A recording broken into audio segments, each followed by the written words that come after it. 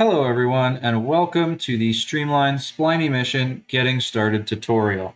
In this tutorial, we will be going over the basics of Streamline and how to get it integrated into your projects quickly and effectively.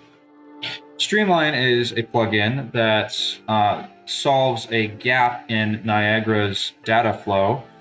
This is the fact that splines are super hard to access and sample through Niagara. What Streamline does is that makes sampling splines through Niagara a much quicker process. Normally, you have to build custom modules and take hours learning how it works in order to build effective spline simulations. With Streamline, the modules are already pre-built for you, and there's a lot of easy effects you can add almost right away to any of your Niagara systems. So right now we're in the example level. This level can be found by going to the Streamline folder and looking under examples. This level shows off the 5 different templates that the system offers for you to use. However, they will not look exactly like this when they are used, since they depend on the spline you build first. That is a key concept to this asset pack, is that it emphasizes the customizability of it. You have full control over how it works. You can arrange the splines however you need, and you can make any particle system you would like to. So now here in the editor, we can see the level from here. And each of these systems, if you want a more detailed explanation, you can see them on the signs or inside of the documentation. But for now, we are going to go get started with putting Streamline into one of our levels. I'm going to open a new level here. Just going to create an empty open world. And we start in this vast and lifeless plane here. However, we can make it much more lively by putting in a Streamline Niagara system. So we go to the Streamline folder right here, and once you add Streamline into your project by importing the content pack, usually through the Unreal Engine launcher, it will appear as a folder inside of your content browser, and you can go here. Just drag out the Streamline Spline Emitter blueprint into your world. Now you will see that it comes pre-built with a spline. There is no effect playing right now, and it's just a small little spline right here. Now you can move this around, you can change it, you can twist the tangents to kind of get started with a spline. However, it's much easier if you go up here and you just decide to model a spline instead. Because what you can do is you can just draw out a nice spline like this. And now you have much better spline to use for your Streamline system. All you need to do to transfer this into your Streamline system is to go up here to your Streamline Spline Emitter. Go down here, and this is where we will get into some of the settings of this. So right now, we have a lot of different settings here. We have our sampling settings and our system settings. These are the 2 big branches of settings in here. The rest are just the usual blueprint settings. However, these ones relate directly to the Streamline Spline Emitter and what it does. So the first thing we're going to do is sample this spline into our Streamline Spline Emitter, which will also have its spline right here. So we can go to the actor eyedropper, we can select our spline actor we just drew, and then when we go up here and click sample spline, it will now take the spline that we drew and copy it over to our Streamline system here. And as we can see, it is an exact replica. It will be to the same size and rotation as the original spline you drew. So if I were to go over here and rotate this spline any amount, it will now be able to be copied over into Streamline just the way it is right there. So if we sample it again, it has now been rotated. Obviously, it's rotated about the blueprint origin here. but it keeps the same rotation as the original. And what's even nicer is it still sets this spline's transform to 0 as the rotation and 1 as the scale. So it essentially bakes down the rotation and scale of your input spline, if you will, into just the base values. So now that that's done, we don't need our spline actor anymore. We can get rid of it. Our Streamline spline emitter will contain the spline that we need from now on. So now that we have this, what we can do is we can go down here and take a look at some more settings for how we might want to set up our system. So if you look down here, we got spline subdivision, and this is used for segmented sampling of the spline. So what this means is this spline is going to be essentially chopped up into different sections, and only along these sections their endpoints will be sampled. So right now this is a subdivision of 1. So this means I am sampling the start and the end. Now if we crank this up to 2, I'm sampling basically 2 large chunks of the spline. So we have the first half and the second half. The endpoints of these sections are being sampled. And then we can crank this up. Once you get it at a high enough number, you are practically just sampling the spline itself because the points sampled along the spline are so dense. We can set that back to 1. This coordinate space here is for if you have any systems that require a world or local space for this sampling. That ensures that you get the correct space sampling you need, because that can make a difference in your Niagara systems, especially if they're supposed to be localized to a certain source. Over here in data sends, this first part is used with the spline subdivision. This sends these particular bits of information about each point that's sampled to the Niagara system you are using. These last 2 points for the proximity target are not necessary right now. Those will be talked about in a future tutorial that will be linked in the description below. The rest of these settings are also about proximity targeting, so again, we will be covering those in a later tutorial. However, though, we want to get our spline emitting some particles. So right now, what we can do is we have a space where we can input a Niagara system. So first thing we need to do is actually build a Niagara system. So we can go here and create a new Niagara system. As you see here, if I type in Streamline, we can pull up any of these templates here and use them on our spline. However, to provide a more thorough example of how Streamline works, we will build our own Niagara system. So we can go here and we will start with just a basic Niagara fountain.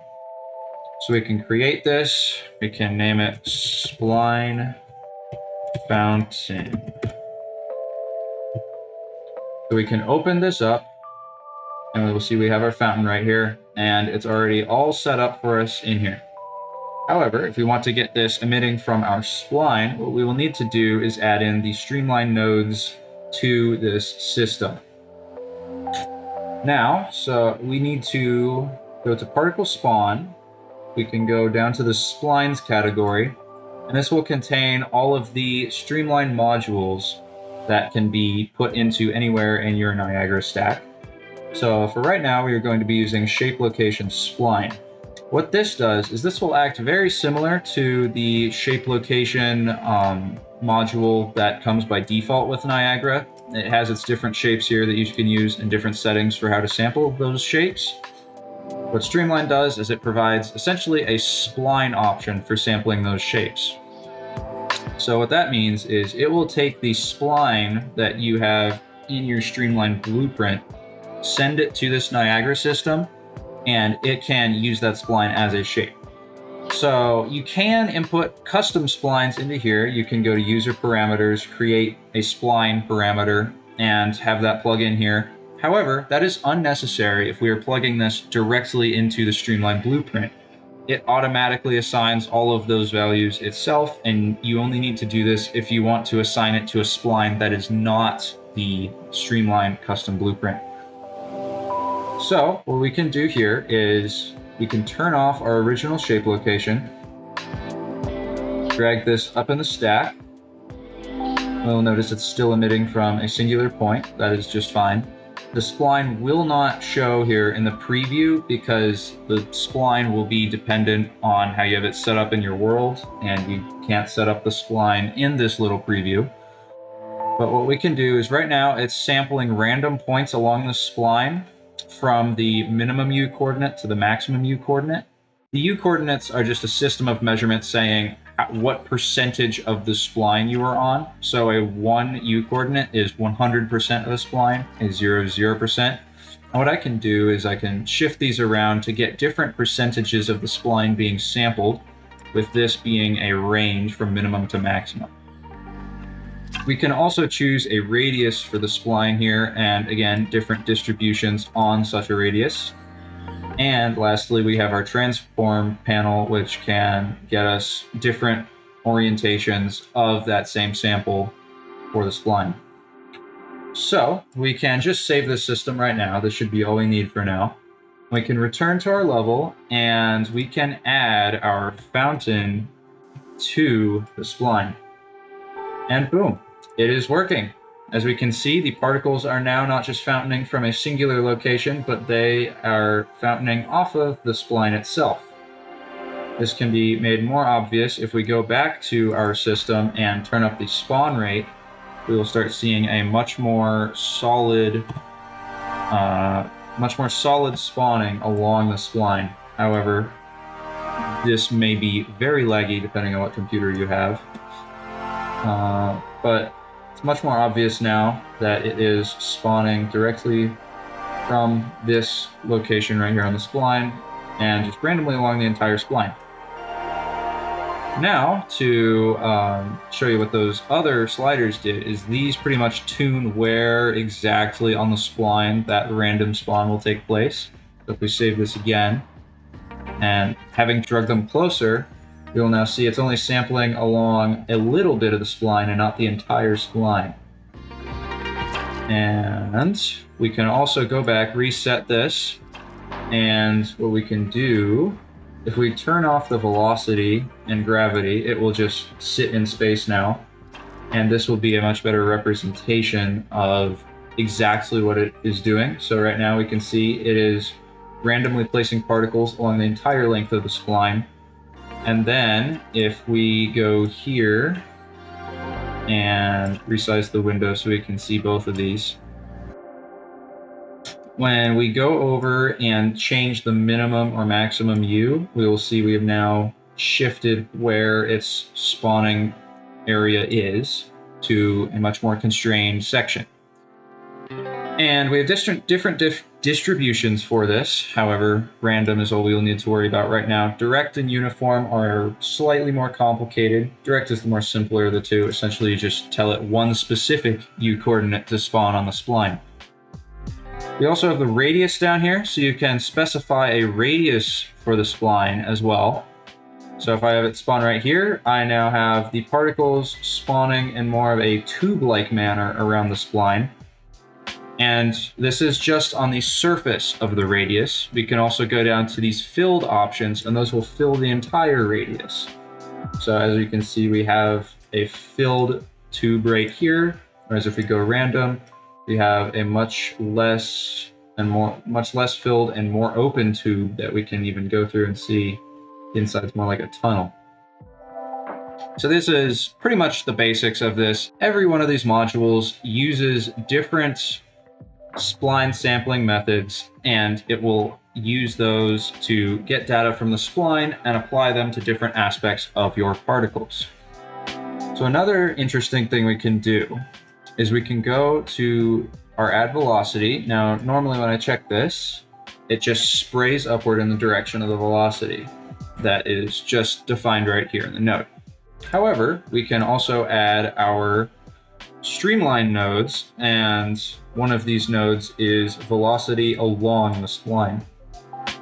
So if we go to add spline velocity, it will now take this spline and it will add velocity at whatever U coordinate is chosen here. So this U coordinate basically let's say we're at U coordinate 1, which is down here, and it will take the tangent, or basically the direction at any given point of the spline, and that will be the velocity that the node decides to give the particle. So when we go down here to our parameters, when we add in a shape location spline, it will add in some particle attributes, and one of these is initial spline U. So this will get you the spline U position that your particle spawned on. We can plug this attribute into our spline U here, and all of a sudden we will be getting velocities relative to where these particles spawn on the spline. Let me reduce the radius here so this will become more apparent. So when we go back to our spline velocity, right now it's a pretty low velocity. We can turn this up to something like 10, probably a bit higher, maybe 50. And so if we give all of these axes in the vector a value of 50, we can see now that the particles are starting to follow the direction of the spline. The very top here is the U coordinate 0, so it will follow from 0 to 1. And then it will just take its direction that it spawned at and use that as its velocity. So we can make these 100. Again, we can accentuate this effect more this way. And now we kind of have the particles gliding off of the spline based on where they spawned. And this can also be reversed. You just toggle the direction right here, and now they fly off the spline the other way. This is just about as basic as it will get when it comes to making a streamlined system. However, you can get more complicated. For instance, if I was to go here, we can go to any of these here, and we can use a dynamic input from the Streamline system. So we can take the spline direction and make that the chosen vector here. This is another module for sampling past U coordinates and all kinds of different other sampling dynamic inputs here. So we can use the velocity that we have defined, at least for the magnitude here, and make the magnitude the actual tangent of the spline. So what this does is, for the velocity multiplier, I now have a spline tangent dynamic input. Again, we have the option to provide a custom spline, as you will in every single one of these modules and dynamic inputs. And this vector array, we don't need to worry about it right now, but that is for providing more technical inputs for a spline. And again, we have the spline U down here. So if we want to make this work with where the particle spawned, we can give it that initial spline U again, save the system. And right now, the tangents are pretty low for this section of the spline, so it's not moving much. In reality, we would need to multiply it. Let me speed this up here so you can see what this end result looks like. Okay, so now we can see that these particles are starting to flow along the tangent of the spline. So these particles are kind of flowing inward. Well, these flow along it right here, and then as it starts tilting back up again, it starts flowing back down again. So these are just some of the many options you have for creating emitters with Streamline. However, there's more you can do. You can also make closed splines here. This is pretty simple. It just closes off the spline. So now we have what is more of like a figure 8. And this can just be toggled on and off. And if you sample a spline back up here that is closed, it will set this setting to closed automatically. You will maybe need to drag the spline around a bit to see that update visually, but it will be done. And then this down here is for animating your spline in real time. What this will do is, if you check a dynamic spline, that tells Streamline that you will be updating the spline at runtime, and you will need to update its values every frame, or these resample frames is basically specifying the frame interval you would like the spline data updated. One last thing is this recenter spline to blueprint origin. What this will do is, if I go to my spline here and I decide I want to move my spline over this way instead, Now, this can become an issue when trying to move this around a level, because what we have is we have the origin right here, but the spline is off center from it. So what we can do is click this button, and it now recenters the initial point of the spline back to the origin. And with that, you have successfully created a streamlined system. It may not look amazing right now, but that is, again, just because of what I have shown. You can use any of the modules and any of the dynamic inputs, and you can start creating amazing looking particle effects along whatever pathway you desire. And that is part of the power of the Streamline system, is letting you choose however you wish to make your particle effects. There is no specific template you have to follow for this. All you need to know is that you just need to put whatever Niagara system that uses the Streamline nodes into the Streamline spline emitter, and it will emit directly from it. If you are not seeing your particle effects working, that may be because they are acting independent of a spline. So, for instance, if I drug the fountain out here and it was not on an emitter, you will not see it emitting anything because it doesn't have a spline for it to attach to. And then the same goes if you drag out a Streamline spline emitter without plugging in your system, there won't be anything to see there. Anyways, that more or less covers what this tutorial was about. So I hope you learned how to use the Streamline system better. Thank you for watching. There will be more tutorials about this. So if you are looking for more Streamline tutorials, go ahead and check out the YouTube channel, and they will be there in their own playlist, or they will also be linked in the description. If you found this video helpful or informative, don't forget to hit the like button so you can help other people find this video. And don't forget to subscribe to Galacticc Games and ring the bell so that you can get any information on updates from Galacticc Games. And you can also join the Galacticc Games Discord community to engage with others using products such as Streamline. I hope you enjoy creating with Streamline and have a good time creating new Niagara systems that use splines without all of the hassle.